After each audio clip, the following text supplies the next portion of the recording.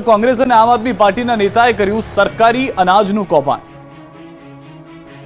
નર્મદા જિલ્લાના સાગબારા ખાતે ખાનગી ગોડાઉનમાંથી સરકારી અનાજ પકડવા મામલે મોટો ખુલાસો થયો છે। આ સમગ્ર કૌભાંડમાં સામે આવ્યું છે કે રાજકીય કનેક્શન। પોલીસની તપાસમાં બહાર આવ્યું છે કે સરકારી અનાજની હેરાફેરી કરતા 8 આરોપીઓના નામો ખુલ્યા હતા, જેમાં 2ની ધરપકડ કરવામાં આવી છે, જ્યારે અન્ય 6 આરોપીઓ વોન્ટેડ છે।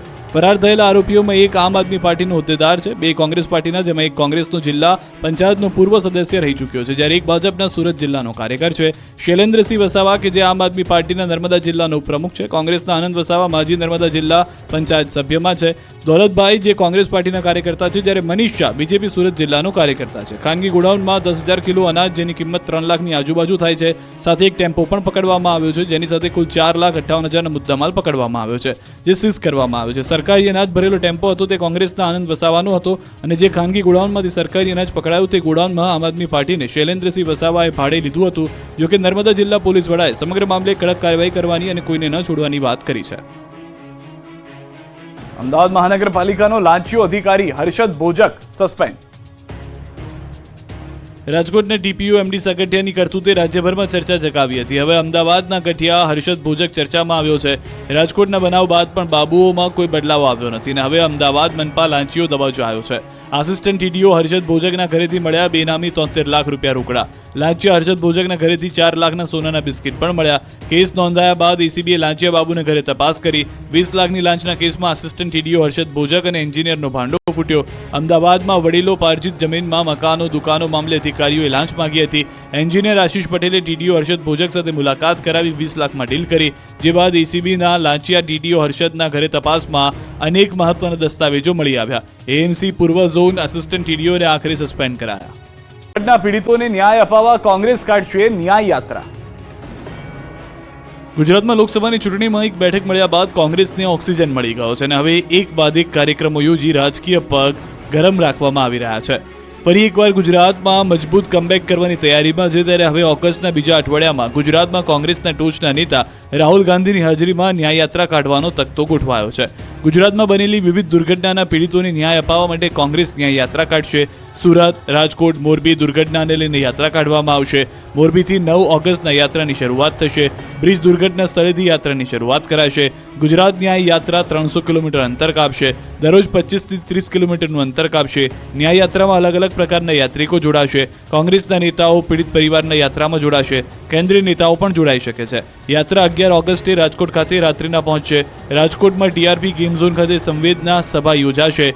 બાદમાં સુરેન્દ્રનગર, અમદાવાદ અને ગાંધીનગર સુધી યાત્રા યોજાશે, જ્યારે બીજા તબક્કાની ન્યાય યાત્રા સુરતથી વડોદરા અને વડોદરાથી ગાંધીનગર સચિવાલય અથવા અમદાવાદ ગાંધી આશ્રમ સુધી ન્યાય યાત્રા કાઢવાનું આયોજન છે। આ ન્યાય યાત્રામાં લોકસભાના વિપક્ષી નેતા રાહુલ ગાંધી ખુદ હાજર રહેશે। શાળામાં સફેદ ફીણની નદી વહી। રાજ્યમાં કેમિકલ માફિયાઓ બેફામ બન્યા છે। ખેડા જિલ્લાના ડાકોરની ભવન્સ કોલેજ પાછળના વિજોલ રોડ પર ગરનાળામાં ફીણના ગોટે ગોટા ઉડતા જોવા મળ્યા। કેમિકલ માફિયાઓ કેમિકલ ગરનાળામાં ઠાલવતા હોવાની આશંકા છે। કેમિકલ માફિયાઓ નદી બાદ હવે કેમિકલયુક્ત પાણી ગરનાળામાં ઠાલવી રહ્યા છે। તેના કારણે આસપાસના વિસ્તારોમાં કેમિકલની દુર્ગંધ ફેલાઈ રહી છે। ગરનાળું પાણી શેઢી નદી સાથે ભળે છે, જેનો ઉપયોગ જળચર પ્રાણીઓ કરે છે। કેમિકલ માફિયાઓ જળચર પ્રાણીઓના જીવન સાથે પણ ચેડા કરી રહ્યા છે। નદી નાળાને પ્રદૂષિત કરતા કેમિકલ માફિયાઓ સામે શું તંત્ર કાર્યવાહી કરશે એ જોવું રહ્યું। અમરેલી પંથકમાં પાક પર સુકારા રોગનું સંકટ જોવા મળી રહ્યું છે। અમરેલી પંથકના અન્નદાતા પર ફરી મોટું સંકટ મંડરાયું છે। અહીં ભારે વરસાદ બાદ ખેતરોમાં મગફળી, કપાસ સહિતનો પાક તો લહેરાઈ રહ્યો છે। મોંમાગ્યો વરસાદ આવતા ધરતીપુત્રો પણ ખુશ હતા, પણ હવે લીલોછમ ખેતરો પર સુકારા નામના રોગનું સંકટ આવી જતા ખેડૂતોની મુશ્કેલીમાં વધારો થયો છે। અમરેલી જિલ્લાના ધારી પંથકના ખેડૂતો મુશ્કેલીમાં મુકાયા છે। આ વિસ્તારમાં મગફળીના છોડમાં સુકારા નામનો રોગ આવ્યો છે। આ રોગના કારણે મગફળીના છોડ પીળા પડી રહ્યા છે। ઈયળોનો ઉપદ્રવ એટલી હદે વધ્યો છે કે મગફળીના ઊભા છોડની ઈયળો સફાચટ કરી જાય છે। મોંઘી દાટ જંતુનાશક દવાઓનો છંટકાવ કરવા છતાં આ રોગ અને ઈયળો પર અંકુશ આવતો નથી। મગફળીના પાકમાં અણધારી આફતરૂપી રોગ આવતા ખેડૂતો મૂંઝવણમાં મુકાયા છે। ખેડૂતોનું માનીએ તો આ રોગ આવવાનું કારણ સતત વરસાદ છે। ધારી અને ગીર આસપાસના ગામોમાં સતત વરસાદી ઝાપટાઓ શરૂ રહે છે, જેના કારણે આ રોગ વધુ વકર્યો છે। અમરેલી જિલ્લામાં અંદાજે 2 લાખ હેક્ટર જમીનમાં મગફળીનું વાવેતર કરવામાં આવ્યું। મગફળીના પાકમાં આવેલા આ રોગ નિયંત્રણ માટે ખેતીવાડી વિભાગ દ્વારા ખેડૂતોને યોગ્ય સહાય કરવામાં આવશે। સહકાર અને માર્ગદર્શન આપવામાં આવે તો ખેડૂતોને ફાયદો થઈ શકે છે, અન્યથા ખેડૂતોનો પાક નિષ્ફળ જવાની ભીતિ વ્યક્ત કરાઈ છે। બાણવડ પંથકમાં શાકભાજીના પાકનો સોથ। દ્વારકામાં ભારે વરસાદથી ખેતરોમાં તબાહી મચી ગઈ છે. મુશળધાર વરસાદ બાદ ખેડૂતો ચિંતામાં મુકાયા છે. ખંભાળિયા, કલ્યાણપુર તેમજ ભાણવડના ગ્રામ્ય વિસ્તારો ખેડૂતોને શાકભાજીના પાકને વ્યાપક નુકસાન થયું હોય છે. ખંભાળિયા તાલુકાના અનેક વિસ્તારોમાં મોટાભાગના ખેડૂતોની શાકભાજીની ખેતીને નુકસાન પહોંચ્યું. વધુ પ્રમાણમાં વરસાદ થવાથી ફ્લાવર, રીંગણ, મરચી, તુરિયા, દૂધી જેવા પાકમાં ઉત્પાદન ઘટી ગયું છે. સતત જીવાત પણ બેસી ગઈ છે. તો ઘણા ખેતરોના પાક બગડી જતા દ્રશ્યો પણ આપ જોઈ રહ્યા છો, જેના કારણે ખેડૂતોને મોટા પાયે નુકસાની વેઠવાનો વારો આવ્યો છે.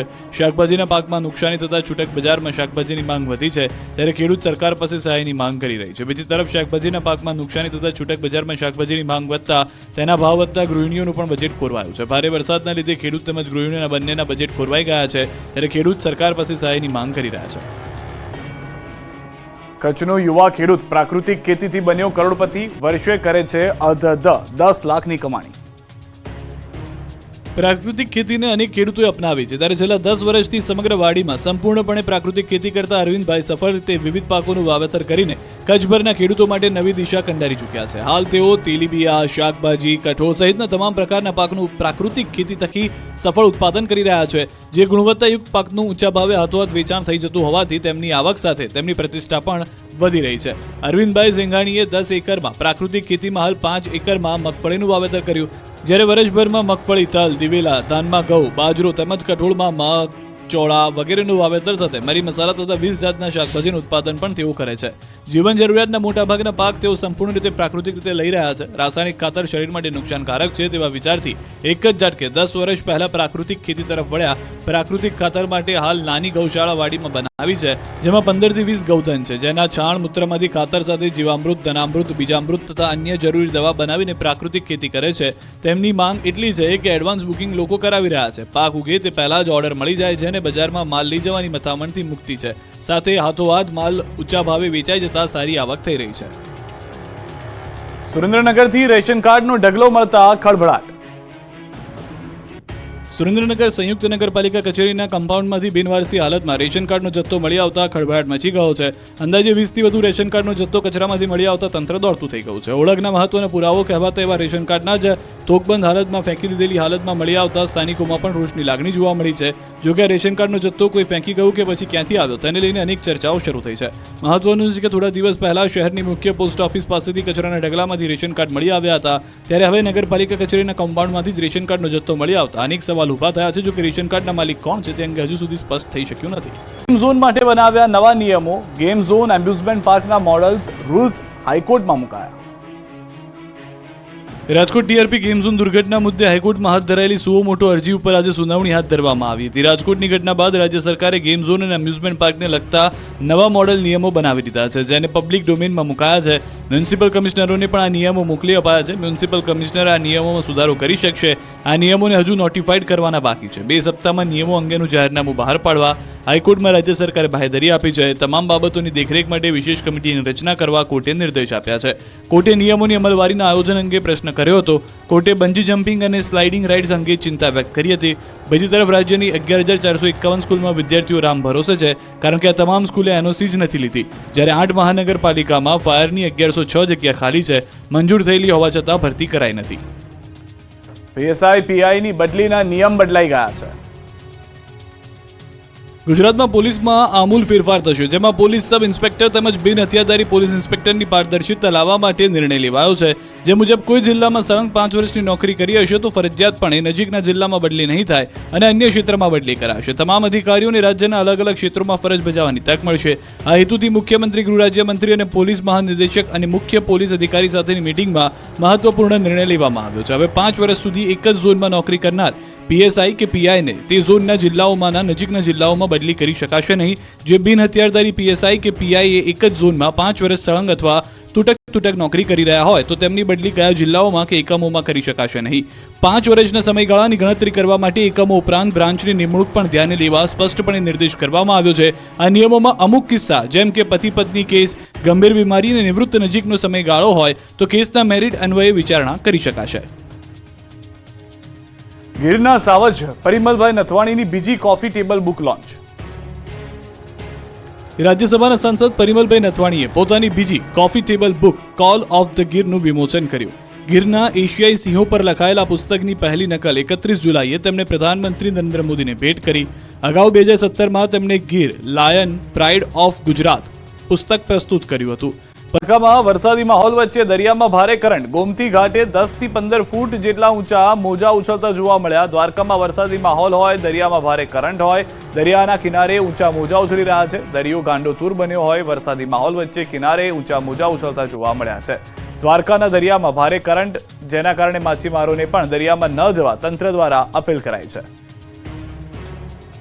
ભારે પવન સાથે વરસાદમાં ડાંગ સર્જાયું ખુશનુમા વાતાવરણ. વરસાદને કારણે ઝીરો વિઝિબિલિટી, પોઈન્ટ ટેબલ પર ઝીરો વિઝિબિલિટી. મનમોહક વાતાવરણથી પ્રવાસીઓમાં ખુશી જોવા મળી રહી છે. ડાંગના હવામાં ભારે વરસાદ સાથે માહોલ ખુશનુમા થઈ ગયો છે.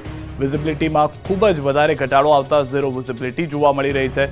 10 ફૂટ દૂર પણ કોણ છે તેનો ખ્યાલ નથી આવી રહ્યો, પરંતુ આહલાદક નજારો જોવા માટે, અહેસાસ કરવા માટે જ પ્રવાસીઓ ત્યાં જતા હોય છે, જે તેમને મળી રહ્યું છે. ગિરનાર વાદળોમાં ગાયબ. અદ્ભુત અને રમણીય નજારો ગિરનારનો છે, જ્યાં પ્રકૃતિ સોળે કળાએ ખીલી ઉઠી છે. અહીં આવો તો એવું લાગે કે જાણે આપણે વાદળ સાથે વાતો કરીએ છીએ.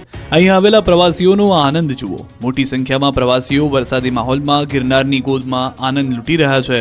હાલ વીકેન્ડમાં અહીં આસપાસમાંથી અનેક પ્રવાસીઓ ઉમટે છે. એટલું જ નહીં, દૂર દૂરથી પણ પ્રવાસીઓ આવી રહ્યા છે. પ્રવાસીઓને અહીં આવીને પ્રકૃતિનો ખોળો ખૂંદવાનો અદ્ભુત આનંદ આવે છે. અહીં આવતા પ્રવાસીઓ નજીકના અન્ય સ્થળોએ પણ જઈ શકે છે. અહીંયા ગીર રાષ્ટ્રીય ઉદ્યાન પાસે જ છે એશિયાટિક સિંહોનું ઘર. સાથે જ હિન્દુ અને જૈન બંને માટે એક મુખ્ય તીર્થસ્થાન પણ છે. વેપારીઓને નુકસાન. પાણી ભરાતા પથારી ફરી ગઈ. મહેસાણામાં ભારે વરસાદ બાદ માર્કેટિંગ યાર્ડ પાણીનું યાર્ડ બની ગયું હતું. યાર્ડમાં પાણીનું રાજ છવાતા બધો માલ સામાન પલળી ગયો હતો. વેપારીઓની દુકાનોમાં પણ પાણી ઘૂસી જતા વેપારીઓને મોટા પાયે નુકસાન થયું છે, જેને લઈને વેપારીઓ વિરોધ પ્રદર્શન કરી રહ્યા છે. એપીએમસીના વેપારીઓ આજે હડતાલ પાડી હતી. વિસનગર એપીએમસીમાં પાણી ભરાતા વિરોધ કર્યો. પાણી ભરાતા મોટા પાયે નુકસાન થતા રોષ વ્યક્ત કર્યો. એપીએમસીમાં ખેડૂતોનો માલ નહીં લાવવા સૂચન આપી દેવામાં આવ્યું છે. વારંવાર રજૂઆત છતાં કોઈ નિરાકરણ ન આવ્યાનો આરોપ. ગામ 7 દિવસથી પાણીમાં ગરકાવ. 1200 વીઘા જમીન પાણીમાં. કંઈક આવી હાલત આણંદના ઉંદેલ ગામની 7 દિવસથી છે. રકાબી જેવા આકારરૂપ ઉંદેલ ગામમાં વરસાદી પાણીનો નિકાલ ન હોવાથી સીમ વિસ્તારના ખેતરોમાં કેડસમાં પાણી ભરાઈ ગયા. 7 દિવસ પહેલા સાથી જ પડેલા વરસાદ બાદ પાણી નહીં ઓસરતા ખેતરો બેટમાં ફેરવાયા. 1200 વીઘાથી વધુ ખેતીલાયક જમીનમાં રોપેલી ડાંગરનો પાક પાણીમાં ગરકાવ થયો છે. ભારે નુકસાન થતા ખેડૂતો પાયમાલ બન્યા છે. ઉંદેલ સીમ વિસ્તારમાં એક પણ કાંસ ન આવેલા હોવાથી વરસાદી પાણીનો નિકાલ ન થતા કેડસમાં પાણી ભરાતા ખેડૂતો, રહીશો, વિદ્યાર્થીઓની કફોડી હાલત થઈ છે. છેલ્લા 10 વર્ષથી કોઈ પણ પ્રકારની કાર્યવાહી ન કરાતા હજારો વીઘામાં રોપેલી ડાંગર પાણીમાં ડૂબી ગઈ છે. સીમ વિસ્તારો કેડસમાં પાણી ભરાતા ખેડૂતો પોતાના ખેતરે જઈ શકતા નથી. પાણીના નિકાલ માટે મુખ્યમંત્રી, ધારાસભ્ય સહિત તંત્રને રજૂઆતો કરવામાં આવી છે, પરંતુ કોઈ પણ પ્રકારની કાર્યવાહી કરાઈ નથી. તો સર્વે પણ કરાયો છે. હવે કોઈ કાર્યવાહી કરવામાં નહીં આવે તો આવનાર સમયમાં ખેડૂતો ગાંધી ચિંધ્યા માર્ગે ઉગ્ર આંદોલન કરશે. છેરાવાડી વાસણા ગામ વરસાદ વગર બેટમાં ફેરવાયું. 150 પરિવારની હિજરત. ચારે બાજુ પાણી જ પાણી. જ્યાં જ્યાં તમારી નજર ફરે ત્યાં ત્યાં જળ દબાઈ. 1, 2 નહીં 600 વીઘા જમીનમાં પાણીનું સામ્રાજ્ય. જળ પ્રલયના દ્રશ્યો છે અમદાવાદના સાણંદના ચાચરવાડી વાસણા ગામના. આકાશી આફતથી નહીં, પરંતુ વગર વરસાદે તંત્રના વાકી ખેતરો જળથી તરબોળ થયા. જી હા, દર વર્ષની માફક આ વર્ષે પણ ચાચરાવાડી વાસણા ગામના લોકો ફરી પરેશાન થવાનો વારો આવ્યો છે. ચાચરાવાડી વાસણા ગામમાં વરસાદી પાણી ભરાયા છે. ખેતરોમાં એટલા પાણી ભરાયા છે કે ખેડૂતો ખેતી નહીં કરી શકતા. ખેડૂતો પાસે જમીન છે, પણ તેમાં પાણી હોવાને કારણે તે જમીન તેમના માટે નકામી સાબિત થઈ રહી છે. જુઓ રૌદ્ર સ્વરૂપ. ઉપરવાસમાં ભારે વરસાદના પગલે છોટાઉદેપુરની ઓરસંગ નદીમાં ઘોડાપૂર આવ્યું છે. ઓરસંગ નદીએ રૌદ્ર સ્વરૂપ ધારણ કર્યું છે. ઉપરવાસમાં ભારે વરસાદને કારણે નદી ખુંખાર બનીને વહી રહી છે. છોટાઉદેપુર નજીક ચેકડેમ ઓવરફ્લો થયા. સિઝનમાં પહેલીવાર ઓરસંગ નદી પરનો ચેકડેમ પાણીમાં ગરકાવ થયો. તો જીવાદોરી સમાન જૂજ ડેમ ઓવરફ્લો થયો. નવસારીમાં વાંસદામાં આવેલો છે ડેમ. જૂજ ડેમની સપાટી 167.55 મીટર સુધી પહોંચી. નીચાણવાળા વિસ્તારના 24 ગામોને એલર્ટ કરાયા. ડેમમાં 84.650 પાણીની આવક છે. વાંસદા, ચીખલી અને ગણદેવી તાલુકામાં આવેલા 24 જેટલા ગામોને એલર્ટ કરાયા છે. નદી કિનારે જવા માટે વહીવટીતંત્રએ લોકોને આપ્યું છે સૂચન. નવસારી જિલ્લામાં આવેલા બંને ડેમ ઓવરફ્લો થતા ખેડૂતોમાં ખુશી. આ બાજુ સાબરકાંઠા જિલ્લામાં વહેલી સવારથી વરસાદી માહોલ જામ્યો. હિંમતનગર સહિતના આસપાસના ગ્રામ્ય વિસ્તારોમાં વરસાદ નોંધાયો. વરસાદથી નીચાણવાળા વિસ્તારોમાં પાણી ભરાયા. વરસાદથી રોડ પર વરસાદી પાણી ભરાતા વાહન ચાલકો, રાહદારીઓ પરેશાન થયા. બીજી તરફ હળવા પવન સાથેના વરસાદથી ખેડૂતોમાં ખુશી છવાઈ ગઈ. મોડાસાના ગ્રામીણ પંથકમાં પણ વરસાદે જમાવટ કરી. ઇસરોલ, ઉમેદપુર, ટીંટોઈ પંથકમાં વરસાદ પડ્યો તો 4 દિવસના વિરામ બાદ ફરી નવસારી શહેરમાં વરસાદે એન્ટ્રી મારી. વહેલી સવારથી કાળા ડિબાંગ વાદળો વચ્ચે નવસારીમાં છૂટો છવાયો વરસાદ જોવા મળ્યો.